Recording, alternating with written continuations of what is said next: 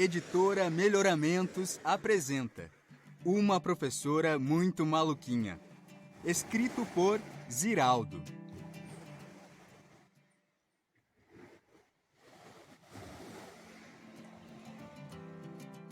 Era uma vez uma professora maluquinha. Na nossa imaginação, ela entrava voando pela sala, como um anjo, e tinha estrelas no lugar do olhar. Tinha voz e jeito de sereia, e vento o tempo todo nos cabelos, na nossa imaginação. Seu riso era solto como um passarinho. Ela era uma professora inimaginável. Para os meninos, ela era uma artista de cinema. Para as meninas, a fada madrinha. A cidade onde a professorinha vivia era assim. Tinha a pracinha, a matriz e o cemitério no alto do morro. Tinha o padre velho, que era tio dela, e o padreco, que foi um menino que o padre velho criou. Tinha as beatas e as solteironas, que davam notícias da cidade inteira. E tinha o funcionário do Banco do Brasil, que fazia versos de pé quebrado, e o boêmio, que cantava boleros e que era muito bonito. Tinha o professor de geografia, que sabia onde estava no tempo e no espaço. Tinha o cinema e o velho dono do cinema, sentado na porta, lendo seu jornal. Tinha o colégio das irmãs, onde ela havia estudado para professora, e o ginásio municipal. Tinha a professora de piano, e sem qualquer explicação para a pobreza da cidadezinha, tinha todos os pianos do mundo nas casas das moças prendadas, onde todas as manhãs elas tocavam o Porrelise. E tinha também seus 33 alunos. Nós, que achavam que ela era a coisa mais maravilhosa da cidade, isto é, do mundo. Um por todos, todos por uma. Como todos sabem, os 3 mosqueteiros eram 4. Só que nós, a turminha que vai contar esta história, éramos 5. Athos, Porthos, Aramis, D'Artagnan e Ana Maria Barcelos Pereira, a chefa. Nós tínhamos acabado de descobrir o segredo das letras e das sílabas. Já sabíamos escrever nossos nomes, ler todos os letreiros das lojas, os cartazes do cinema, as manchetes dos jornais e os títulos dos anúncios nas revistas. Quando ela chegou em nossas vidas. Quando ela entrou pela primeira vez na nossa sala e falou que ia ser nossa professora naquele ano, todas as meninas quiseram ser lindas e todos os meninos quiseram crescer na mesma hora para poder casar com ela. Fabrício Arantes, José Paulo Cavalcante, Maria Elisa Pimentel, Nádia Tudo, Ellen Bortolini, Eliette Julião, Anderson da Silva, Regina Santeiro. A primeira chamada que ela fez foi assim. Mandou cada um de nós escrever o nome de um outro aluno. O nome por inteiro. Grande vantagem saber escrever seu próprio nome. Ela brincou. Depois embaralhou os nomes de todos nós e mandou que a gente arrumasse tudo direitinho na exata ordem do ABC. Gastamos quase a aula inteira só para descobrir que o nome de um colega nosso, chamado Pedro da Silva Marins, tinha que ficar na frente do nome de outro colega que, imaginem só, chamava-se Pedro da Silva Martins. Em compensação, ficamos craques em dicionários e catálogos. Nas aulas seguintes, ela resolveu dividir a classe em 2 times. Nós adoramos. No começo, era menina contra menino. Como havia 17 meninos e 16 meninas, ela reforçava o time feminino. Mas, às vezes, o time dela perdia. Par. Ímpar. Outras vezes, ela fazia times diferentes. Morenos contra louros. Embora louro mesmo, só houvesse um na sala. Magros contra gordos. Tinha alguém gordo? Ou bonitos contra feios. Aí era por eleição. Os embates entre os dois times começaram pela modalidade forca. A cada letra errada se desenhava um pedacinho da forca ou do enforcado. As meninas enforcaram os meninos. A segunda partida, justo a segunda, foi o jogo do começo. Quantas coisas começadas por uma letra C, por exemplo, tem na capa de uma revista? Os meninos ganharam. E, entre outros, teve o jogo da rima. 1 minuto pro time adversário achar a rima da palavra dada. Logo no primeiro jogo, teve um menino expulso da partida. Um dos jogos mais divertidos, porém, era o caça-palavras. Descobrir onde estava uma determinada palavra num monte de anúncios, cartazes ou capas de revistas que ela trazia da casa e pregava no quadro negro. Era uma espécie de campeonato em que, em vez de corrermos atrás da bola, nós corríamos atrás das palavras. E era tanto barulho na sala, e era tanto riso e tanta alegria, que lá vinha a diretora saber o que estava acontecendo. Vocês estão prejudicando as outras classes. Ela conquistou tão depressa todos nós que logo já havia meninas chorando no seu colo. Os meninos não entendiam nada. Havia segredos que pertenciam somente a elas. E eram tantos que a professora acabou inventando um código para trocar bilhetinhos secretos com as meninas. Houve um dia, porém, que elas tiveram que revelar seu código. Foi quando um grande segredo da professora Maluquinha teve que ser repartido com todos nós. Mas isso aconteceu muito tempo depois. E teve o dia da frase.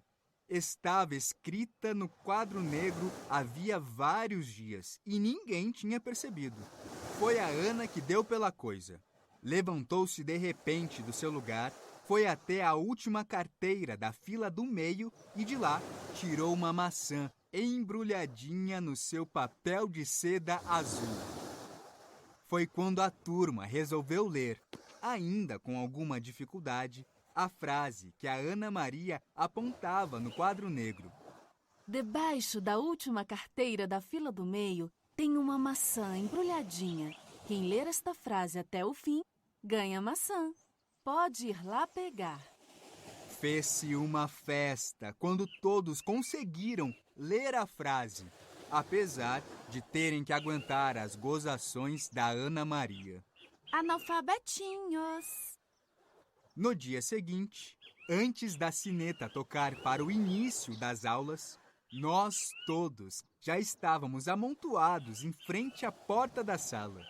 Foi só ela se abrir que todos entraram sala adentro como invasores bárbaros. Uns bárbaros que já sabiam ler.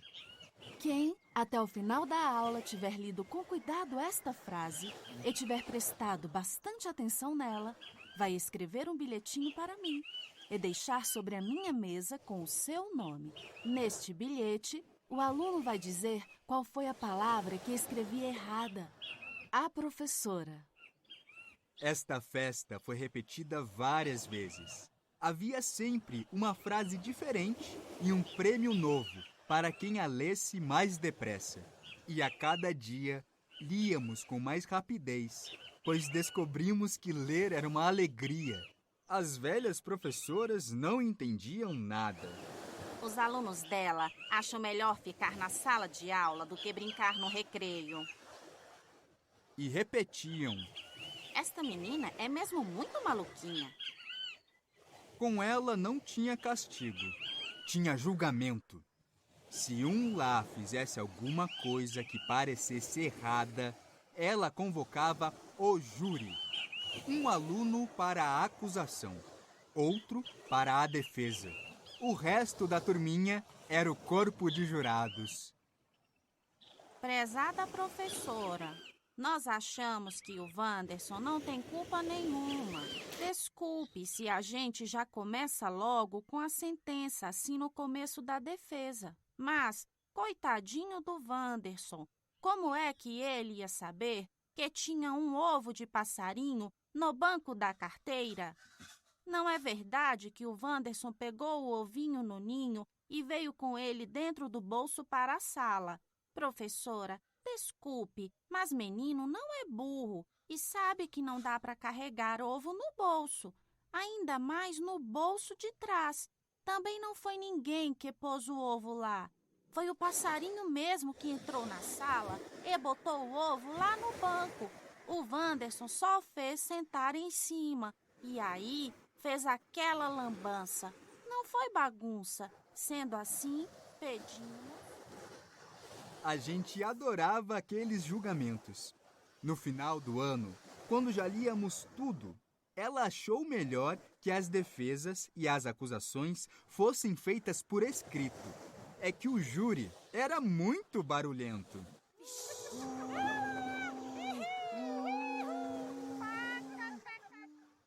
Na sala da secretaria do velho grupo escolar, tinha um globo.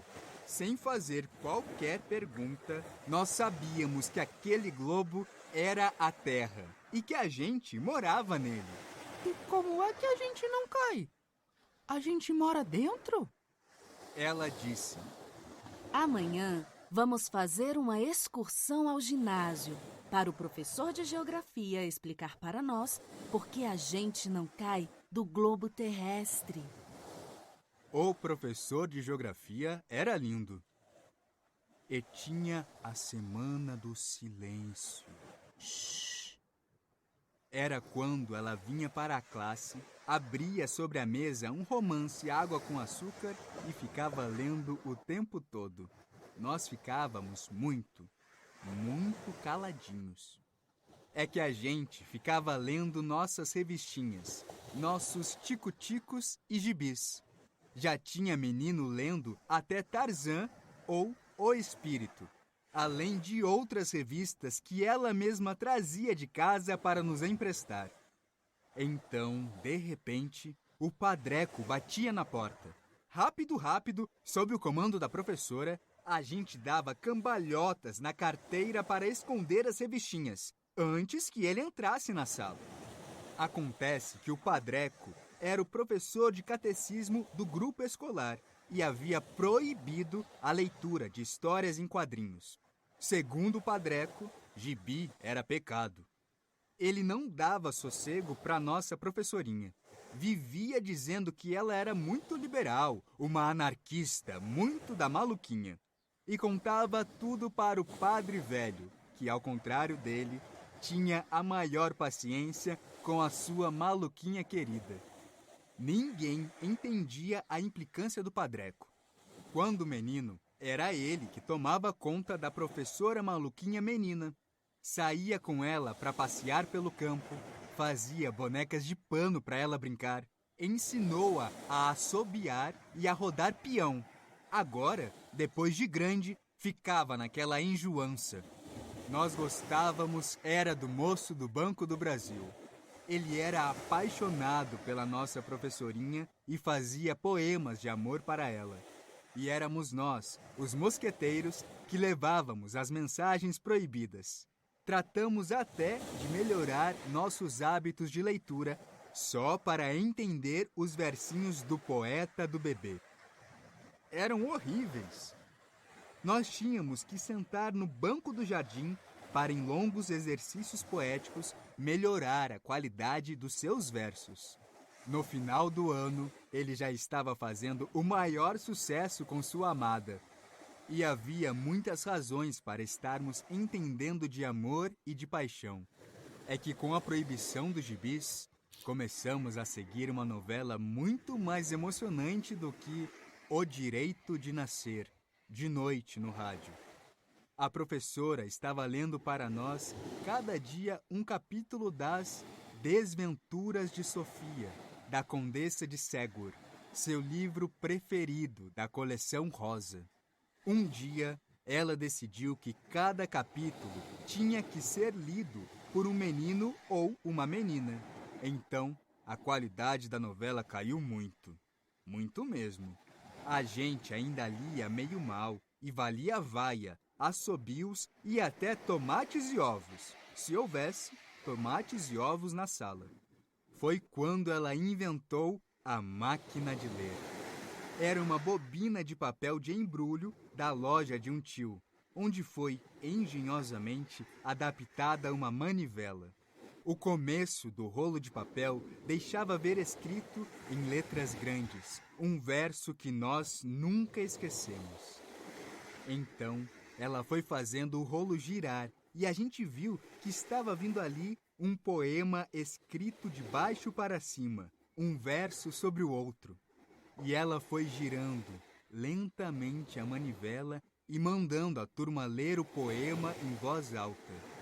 Que noites de melodia, que auroras, que sol, que vida. A vida, um hino de amor. O mundo, um sonho dourado. O céu, um manto azulado. O mar é lago sereno, como perfumes à flor. Respira a alma, inocência, do despertar da existência. Como são belos os dias, debaixo dos laranjais, à sombra das bananeiras, naquelas tardes fagueiras. Que amor, que sonhos, que flores, que os anos não trazem mais. Da minha infância querida, da aurora da minha vida, oh, que saudades que tenho. A cada novo dia era um poema diferente, e o rolo girando mais depressa. E ela dizia: No dia em que vocês estiverem lendo com a velocidade de um locutor de rádio, eu posso ir embora para casa. Tadinha. Mal sabia ela que iria embora muito antes disso. É quase certo que ninguém tenha entendido o que queria dizer um belo desenho do Van Gogh, em que há dois homens e um deles diz: melhor, combateremos a sombra. Já aconteceu antes, há muitos anos. Um coleguinha chegou na sala com a revista O Cruzeiro aberta no desenho e falou: nem meu tio inteligente entendeu. A senhora podia explicar pra gente? Então, ela contou para nós, como quem conta um filme, a história de um bravo guerreiro grego chamado Leônidas. A gente quase que se lembra, palavra por palavra, da história que ela contou. Leônidas, o rei de Esparta, era um guerreiro de valor. Quando Xerxes, herdeiro do rei persa Dário, decidiu invadir a Grécia, vindo do Egito já conquistado, Leônidas colocou seu pequeno exército num desfiladeiro chamado Termópilas e disse: não passarão! O exército persa era muitas vezes maior do que o do rei grego, mas, bem situado no desfiladeiro, Leônidas estava ganhando a batalha quando foi traído. Os persas puderam atacar também pela retaguarda e Leônidas foi derrotado depois de lutar até o último homem. Antes, Xerxes, que era um guerreiro meio poeta, tinha mandado um mensageiro dizer-lhe: tantas flechas atirarei sobre seus homens que elas cobrirão a luz do sol. Poeta por poeta, Leônidas respondeu: melhor, combateremos a sombra. Leônidas foi o nosso primeiro herói. Não é que ela soubesse tudo, não sabia. Era craque em história e geografia, porque sonhava em viajar pelo mundo e achava que ninguém pode ir aos lugares de seus sonhos sem saber onde eles ficam e a história que tem. Desta vez, ela não organizou uma excursão ao ginásio para a gente perguntar as coisas pro professor de história. É que ele era o padre velho, o tio com quem ela aprendera tudo, inclusive a história do mundo. Ele é tão velhinho que viu tudo pessoalmente. Ela dizia, brincando com o tio: pois falamos tanto que as histórias que ela contava pareciam um filme que teve o dia do cinema. Os filmes demoravam anos para chegar de Hollywood até nossa cidadezinha. Eis que um dia chegou Cleópatra, a rainha do Nilo, com Claudette Colbert. A professora veio contar-nos, toda feliz, que o seu Floriano, dono do cinema, que adorava aquela professora que ele achava meio maluquinha, havia decidido passar o filme, de tarde, só para os alunos dela. Durante semanas, a gente só falou do filme. Com um desenho e um filme, já estávamos conhecendo mais história universal do que com todas as coisas escritas no livro adotado pela escola, e que ainda não tinha sido aberto por nós, nem por ela. Ela falou sobre romanos, sobre deuses egípcios, sobre pirâmides e serpentes. Mas falou mais da Claudette do que da Cleópatra. É que a Claudette Colbert era a sua ídola. Mais do que ela, só o Cary Grant, cujas fotos, cortadas da cena muda, cobriam a parede do seu quarto. E tanto se falou de história antiga, dos tempos de antes de Cristo, de romanos e de gregos, de egípcios e de princesas, que um dia a Ana perguntou: Professora, onde é que a gente pode ler mais sobre isto? Meu Deus, como você era metida, Ana Maria! Mas a pergunta da Ana valeu.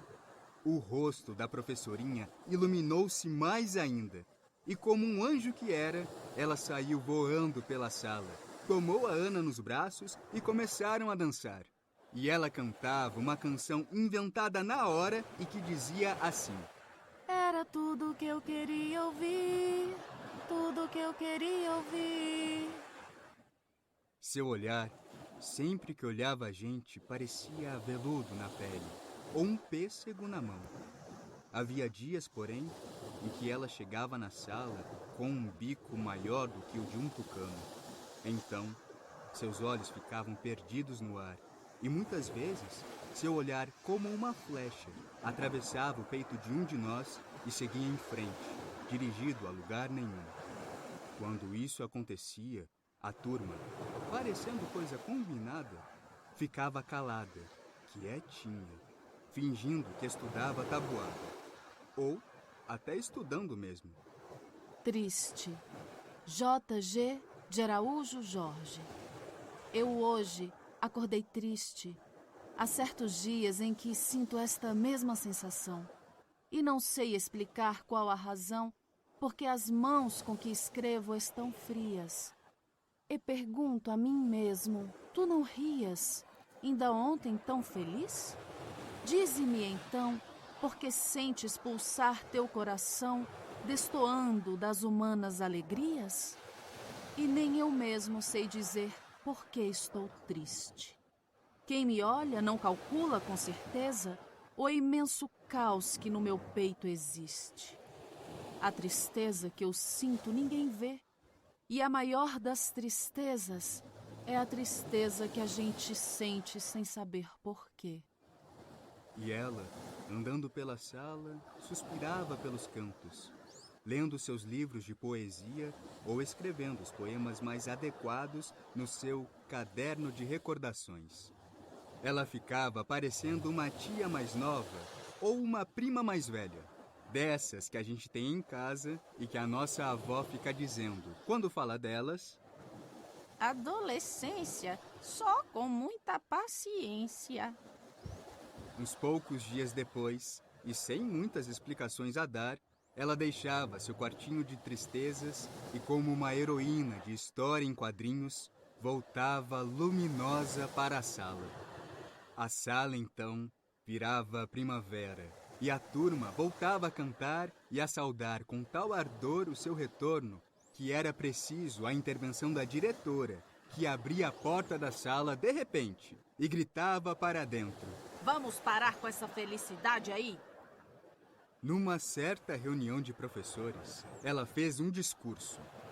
O homem nasce com visão, audição, olfato, tato e gustação, mas não nasce completo.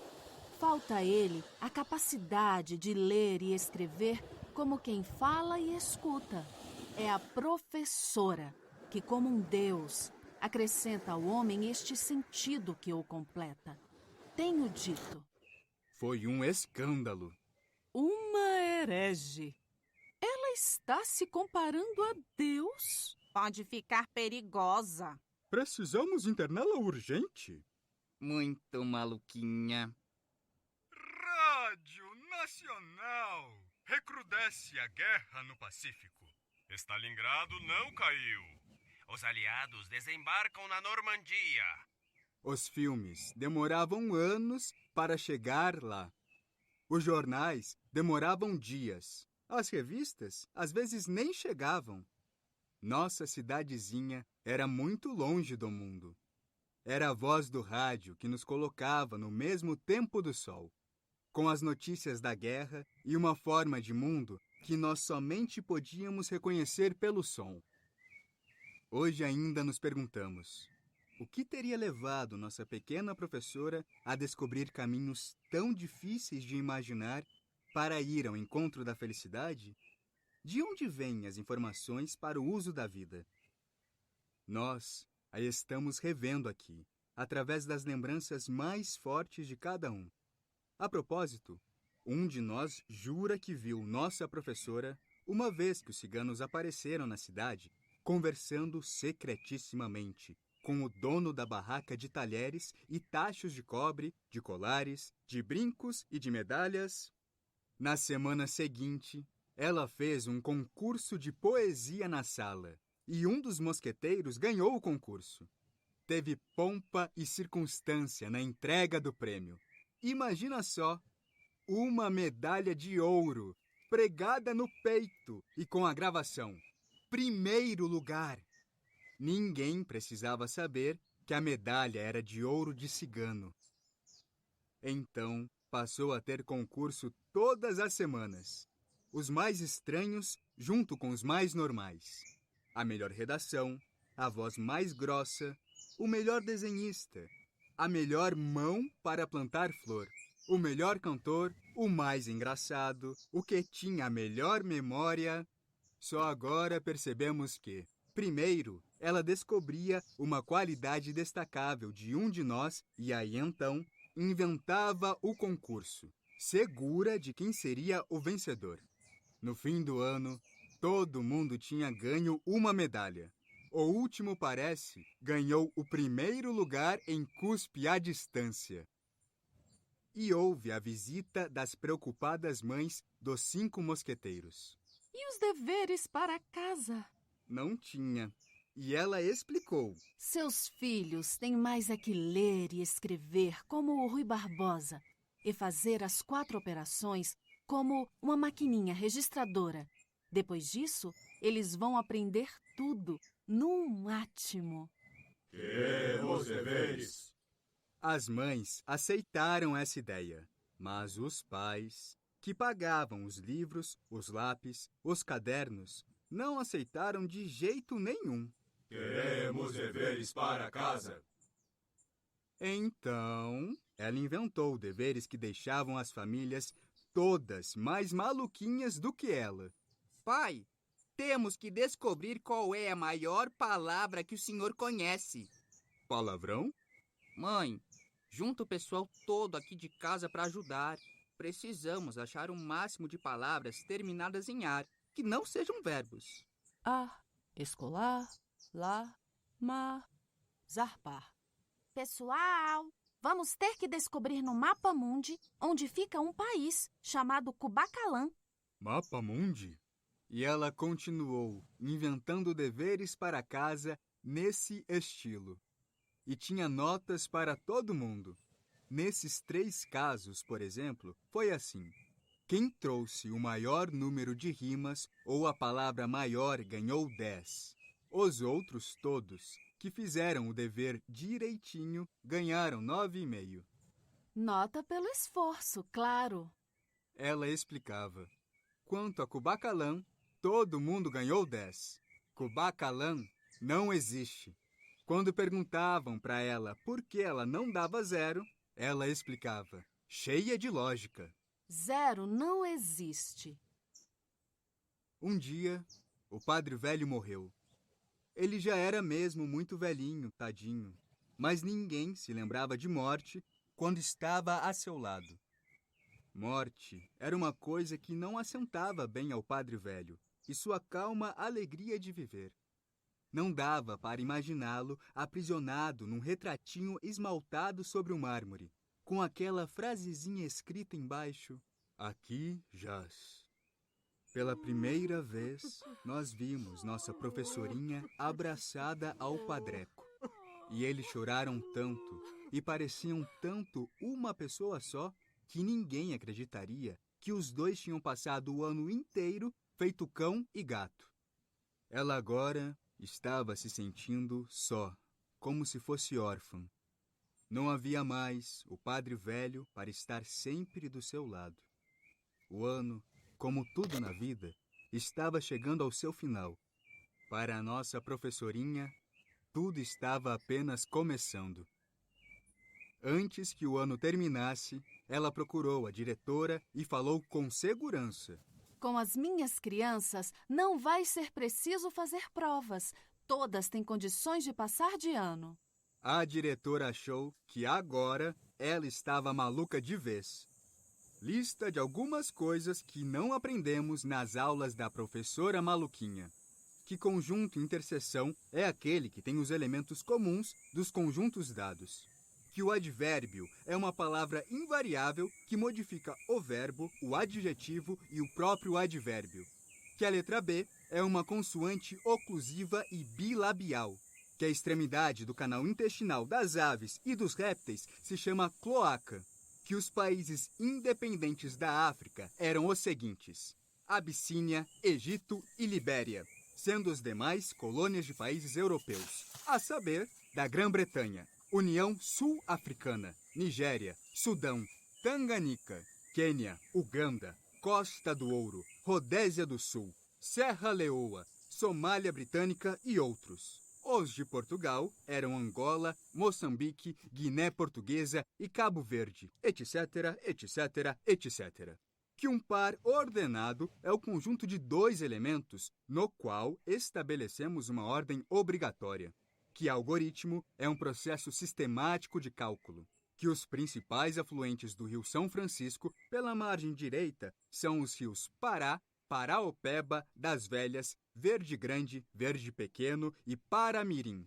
Que o nome todo do conde Deu, marido da princesa Isabel, era Luiz Felipe Marie Ferdinand Gaston d'Orléans, que o presidente Getúlio Dornelles Vargas estabeleceu no dia 10 de novembro de 1937 o Estado Novo e decretou o dia 5 de setembro oficialmente como o Dia da Raça.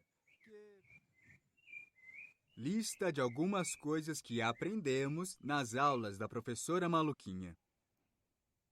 Que fração é pedaço? É parte de uma coisa e não um mistério da matemática. Que ordinária não é uma fração canalha. Ordinária tem a ver com ordem. Que comum é, antes de tudo, uma coisa que é a mesma para todos. Por exemplo, um amigo que é seu e meu é, para nós dois, um amigo comum, mesmo que seja um sujeito extraordinário, isto é, fora de ordem.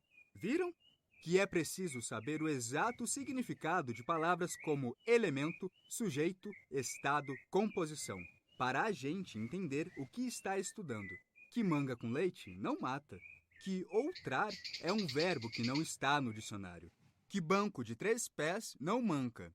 Que 3 é o número da perfeição. Que amar é querer bem, isto é, querer o bem do outro. Que quando se é criança, quem cumpre, promete. Que a gente quer dizer as pessoas, nós. E que a gente é o detetive X9. Que o outro, quem sabe, pode estar com a razão. Que não é preciso ganhar sempre. Que acordar no meio da noite para ver a lua cheia no céu pode fazer a gente chorar sem saber por quê. Que não existe pé de cachimbo. O domingo, pé de cachimbo. Que Jereré não é o nome de um rio, mas um lambuá de pegar peixe. Que para o outro, você é o outro. Que estar enamorado é estar em estado de amor, em amor. Que um menino rubicundo não é um menino narigudo, mas um menino coradinho. O Duque de Caxias nasceu no dia 25 de agosto de 1803 e faleceu no dia 7 de março de 1880. A gente não sabia. Quando as aulas começaram, no ano seguinte, Não era ela que estava sentada na cadeira, atrás da mesa, sobre o estrado, diante do quadro negro. Era uma doce senhora, de olhos severos e com a voz de quem comandava um pelotão. Logo no primeiro dia de aula, a turma ficou toda de castigo. A professora havia apanhado um menino lendo um livro de histórias em plena aula e resolveu olhar embaixo da carteira de cada um. E encontrou o seguinte: um almanaque do Globo Juvenil, o Juca e Chico, a Formiga da Perninha Gelada, o Cazuza, as Aventuras do Calunga, o volume 3 do Tesouro da Juventude, marcado no livro dos porquês. O João Felpudo, que no original e no mundo inteiro se chama Pedro, e só na tradução portuguesa se chama João. Um almanaque do Tico-Tico, este todo arrebentado. O Saci, o Sítio do Pica-Pau Amarelo e o Jeca Tatu, o Mágico. Viagens de João Peralta e Pé de Moleque. Uma coleção encadernada da revista Mirim. Um almanaque do Biotônico Fontoura. O João Bolinha. Pinga Fogo. O Detetive Errado. Histórias da Baratinha. Um exemplar de Oguri. Filhote do Diário da Noite. Quando o céu se enche de balões. No fundo do mar. A Ilha do Mistério. E o Irmão do Diabo. Estes dois com um santinho dentro. Nas Terras do Rei Café. O Patinho Feio e o Soldadinho de Chumbo. Espertezas do Jabuti. A Casa das Três Rolinhas. O Soldadinho Doce. A Terra dos Meninos Pelados. Ruth e Alberto resolveram ser turistas. João Bola no Rio e Como Foi Isso? Da editora Cristo Rei. Tivemos todos que ficar depois da aula e escrever 100 vezes cada um a frase: prometo prestar atenção nas lições e não ficar me distraindo na hora da aula. Ela mandou o regente tomar conta da turma e foi lanchar. Quando voltou, meia hora depois, nós todos já tínhamos ido para casa. Ela ficou uma fera com o regente. Por que você liberou a turma? Porque eles fizeram todas as cópias. Impossível! Quem fez por eles? Você? Eu? Como? Eu nem sei ler. E quem é que ia fazer 3.300 cópias de uma frase em menos de meia hora, se não 33 meninos e meninas que sabiam ler como gente grande? Prometo prestar atenção nas lições e não ficar me distraindo. O ano seguia e todos nós morríamos de saudade da professora maluquinha.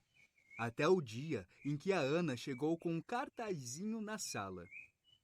Aulas de reforço, muitas vagas, aulas coletivas pela manhã, com lanche, professora formada, todas as matérias, preços módicos, tratar na Rua da Aurora, número 2, dia todo, tipografia Fontoura, 5.7. Aulas de reforço. Imaginem! Somente 12 de nós conseguiram convencer seus pais a pagar a mensalidade das aulas de reforço. Ela teve que dar 21 bolsas, e mais café com leite, biscoito e suco de frutas. E 33 banquinhos de palha, debaixo do abacateiro sem folhas, no quintal. O melhor momento do curso era quando, do outro lado do muro, o dia já amanhecido de todo, a gente ouvia o assobio do boêmio voltando da noite. Era um ritual. Ouvia-se a porta da casa dele se abrir, as queixas conformadas da mãe e logo a seguir o ruído do chuveiro e a voz do boêmio. Dos almas que no mundo. Depois, a carinha do boêmio surgia no alto do muro, com suas lindas olheiras roxas, e lá ia ela, ouvir suas histórias da noite. Ninguém ficava olhando, só de vez em quando, para ver a mão do jovem cantor de boleros acariciar os cabelos da moça linda. Quando a mãe da professora aparecia no quintal, toda brava, ela pulava de cima do banquinho junto ao muro e vinha com as ordens.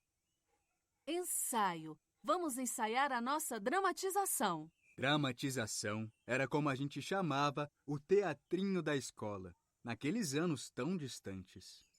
Uma certa manhã, quando acordamos para ir à aula, sentimos que havia no ar alguma coisa diferente. As nuvens deviam estar mais baixas do que de costume. O tempo parecia ter peso.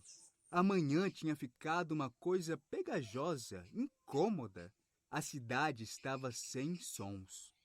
Quando caminhávamos para a aula, aí sim, parecia que nossos passos tocavam as teclas de um gigantesco piano invisível e iam compondo uma canção de espera.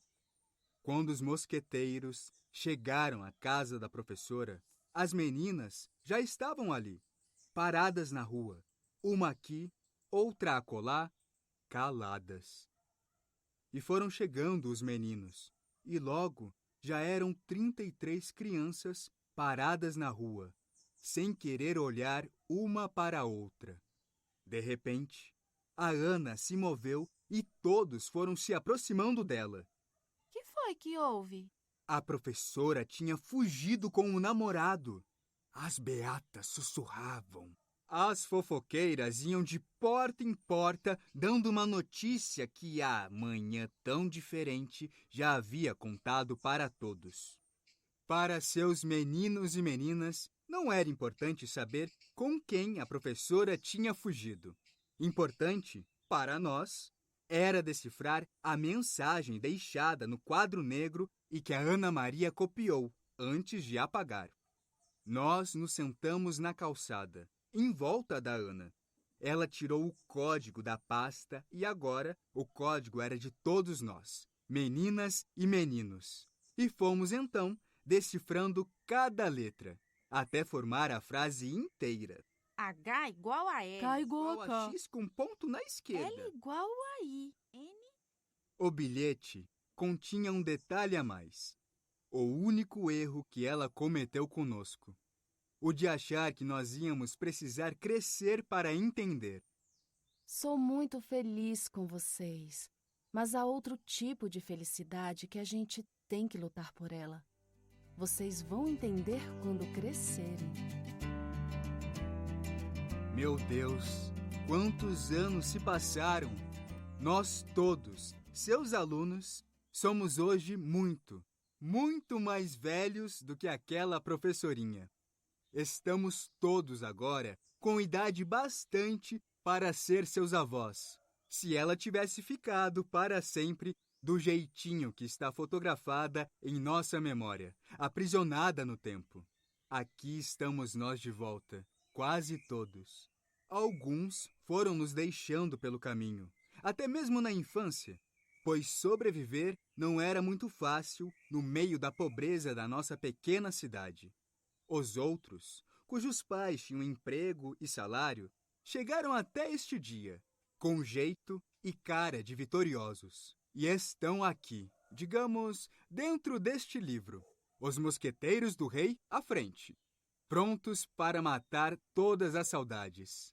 E acabamos de descobrir que este é o primeiro livro que conhecemos escrito no plural da primeira pessoa. Achamos graça na descoberta e concordamos com nossa professora e com o Tom Jobim. É impossível ser feliz sozinho.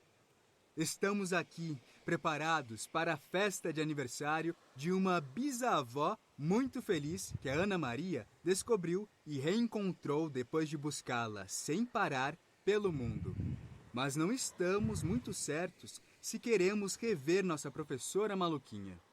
Sua presença em nossa memória, ao longo das nossas vidas, ajudou-nos a construir nossa própria felicidade. Em nossa memória, porém, ela voa pela sala, tem estrelas no lugar do olhar, tem voz e jeito de sereia, um riso solto como um voo de ave e o vento sopra o tempo todo em seus cabelos.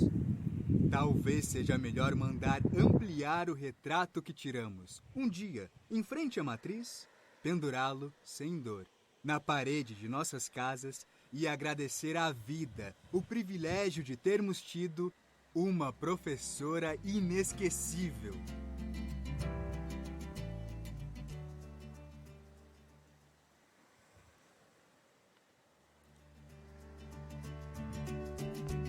Para Dona Kate e para Dona Nini Campos, Dona Didi do Ramos, Seu Roldano, Professor Armando, Seu Freitas, o desembargador Analdim Freitas, e Vitor Moreira e Aníbal Bragança.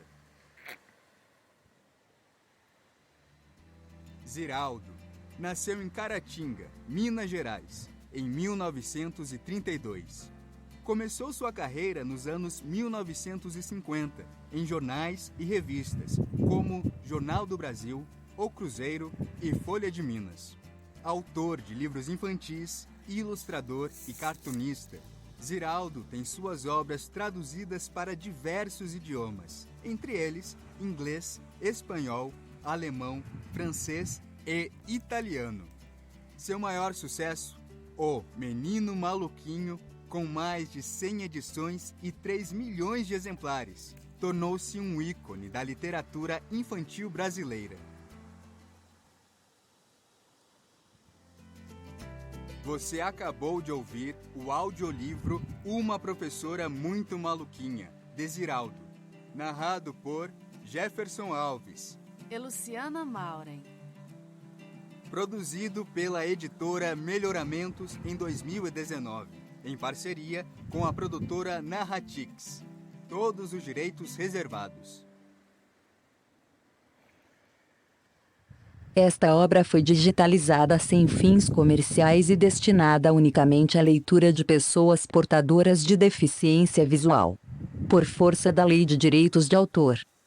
Por isto, este trabalho é oferecido gratuitamente aos amigos cegos e deficientes visuais de acordo com a Lei 9.610, de 19 de fevereiro de 1998, sobre direitos autorais. Alteração, atualização e consolidação da legislação. Título I, dos direitos do autor. Capítulo IV, das limitações aos direitos autorais. Art. 46 não constitui ofensa aos direitos autorais, e a reprodução de obras literárias, artísticas ou científicas, para uso exclusivo de deficientes visuais, sempre que a reprodução, sem fins comerciais, seja feita mediante o sistema Braille ou outro procedimento em qualquer suporte para esses destinatários. Editora Melhoramentos apresenta Uma Professora Muito Maluquinha, escrito por Ziraldo.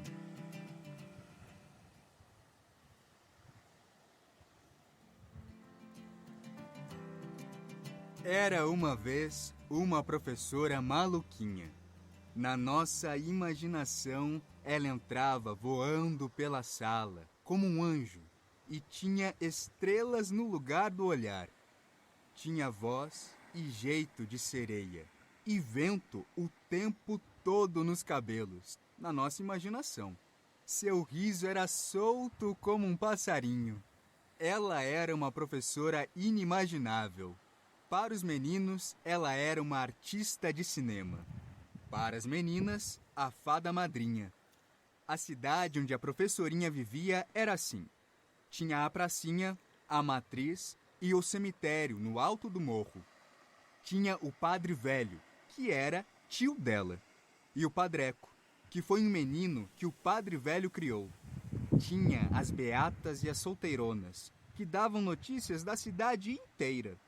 E tinha o funcionário do Banco do Brasil, que fazia versos de pé quebrado, e o boêmio, que cantava boleros e que era muito bonito. Tinha o professor de geografia, que sabia onde estava no tempo e no espaço. Tinha o cinema e o velho dono do cinema, sentado na porta, lendo seu jornal. Tinha o colégio das irmãs, onde ela havia estudado para professora, e o ginásio municipal. Tinha a professora de piano, e sem qualquer explicação para a pobreza da cidadezinha, tinha todos os pianos do mundo nas casas das moças prendadas, onde todas as manhãs elas tocavam o Porrelise. E tinha também seus 33 alunos. Nós, que achavam que ela era a coisa mais maravilhosa da cidade, isto é, do mundo. Um por todos! Todos por uma! Como todos sabem, os 3 mosqueteiros eram 4. Só que nós, a turminha que vai contar esta história, éramos 5. Athos, Porthos, Aramis, D'Artagnan e Ana Maria Barcelos Pereira, a chefa. Nós tínhamos acabado de descobrir o segredo das letras e das sílabas. Já sabíamos escrever nossos nomes, ler todos os letreiros das lojas, os cartazes do cinema, as manchetes dos jornais e os títulos dos anúncios nas revistas. Quando ela chegou em nossas vidas. Quando ela entrou pela primeira vez na nossa sala e falou que ia ser nossa professora naquele ano, todas as meninas quiseram ser lindas e todos os meninos quiseram crescer na mesma hora para poder casar com ela. Fabrício Arantes. José Paulo Cavalcante. Maria Elisa Pimentel. Nádia Tudo. Eliette Juliana. Wanderson da Silva. Regina Santeiro. A primeira chamada que ela fez foi assim. Mandou cada um de nós escrever o nome de um outro aluno. O nome por inteiro. Grande vantagem saber escrever seu próprio nome. Ela brincou. Depois embaralhou os nomes de todos nós e mandou que a gente arrumasse tudo direitinho na exata ordem do ABC. Gastamos quase a aula inteira só para descobrir que o nome de um colega nosso, chamado Pedro da Silva Marins, tinha que ficar na frente do nome de outro colega que, imaginem só, chamava-se Pedro da Silva Martins. Em compensação, ficamos craques em dicionários e catálogos. Nas aulas seguintes, ela resolveu dividir a classe em 2 times. Nós adoramos. No começo, era menina contra menino. Como havia 17 meninos e 16 meninas, ela reforçava o time feminino. Mas, às vezes, o time dela perdia. Par. Ímpar. Outras vezes, ela fazia times diferentes. Morenos contra louros. Embora louro mesmo, só houvesse um na sala. Magros contra gordos. Tinha alguém gordo? Ou bonitos contra feios. Aí era por eleição. Os embates entre os 2 times começaram pela modalidade forca. A cada letra errada se desenhava um pedacinho da forca ou do enforcado. As meninas enforcaram os meninos. A segunda partida, justo a segunda, foi o jogo do começo. Quantas coisas começadas por uma letra, C, por exemplo, tem na capa de uma revista? Os meninos ganharam. E, entre outros, teve o jogo da rima. 1 minuto pro time adversário achar a rima da palavra dada. Logo no primeiro jogo, teve um menino expulso da partida. Um dos jogos mais divertidos, porém, era o caça-palavras. Descobrir onde estava uma determinada palavra num monte de anúncios, cartazes ou capas de revistas que ela trazia da casa e pregava no quadro negro. Era uma espécie de campeonato em que, em vez de corrermos atrás da bola, nós corríamos atrás das palavras. E era tanto barulho na sala, e era tanto riso e tanta alegria, que lá vinha a diretora saber o que estava acontecendo. Vocês estão prejudicando as outras classes. Ela conquistou tão depressa todos nós que logo já havia meninas chorando no seu colo. Os meninos não entendiam nada. Havia segredos que pertenciam somente a elas. E eram tantos que a professora acabou inventando um código para trocar bilhetinhos secretos com as meninas. Houve um dia, porém, que elas tiveram que revelar seu código. Foi quando um grande segredo da professora Maluquinha teve que ser repartido com todos nós. Mas isso aconteceu muito tempo depois. E teve o dia da frase. Estava escrita no quadro negro havia vários dias e ninguém tinha percebido.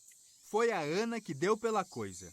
Levantou-se de repente do seu lugar, foi até a última carteira da fila do meio e de lá tirou uma maçã embrulhadinha no seu papel de seda azul.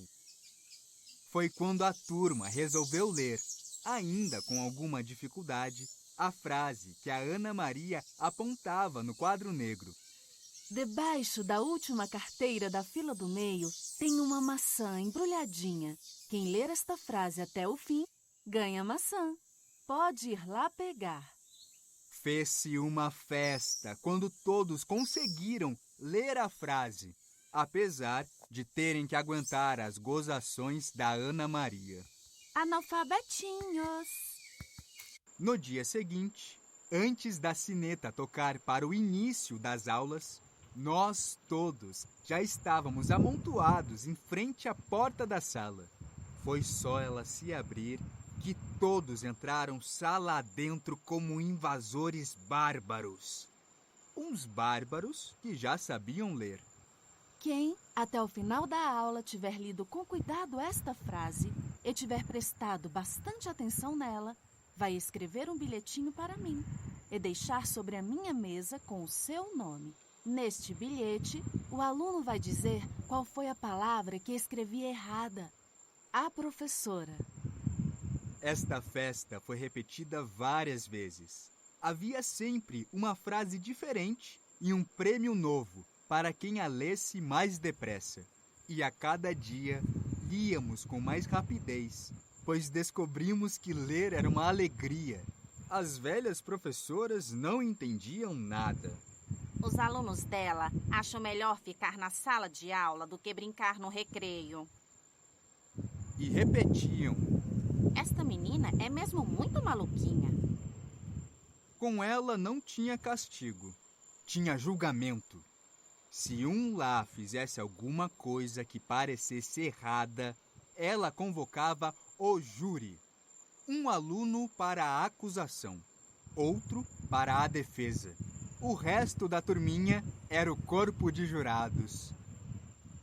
Prezada professora, nós achamos que o Wanderson não tem culpa nenhuma. Desculpe se a gente já começa logo com a sentença assim no começo da defesa. Mas, coitadinho do Wanderson, como é que ele ia saber que tinha um ovo de passarinho no banco da carteira?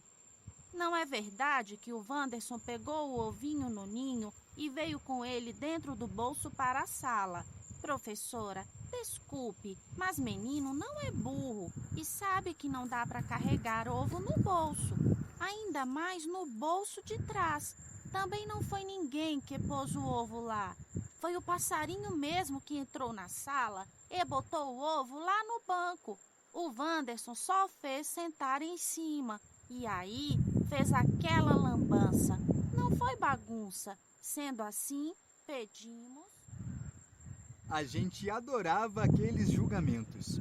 No final do ano, quando já líamos tudo, ela achou melhor que as defesas e as acusações fossem feitas por escrito.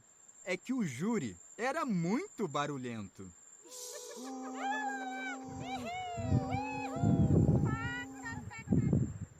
Na sala da secretaria do velho grupo escolar tinha um globo. Sem fazer qualquer pergunta, nós sabíamos que aquele globo era a Terra e que a gente morava nele.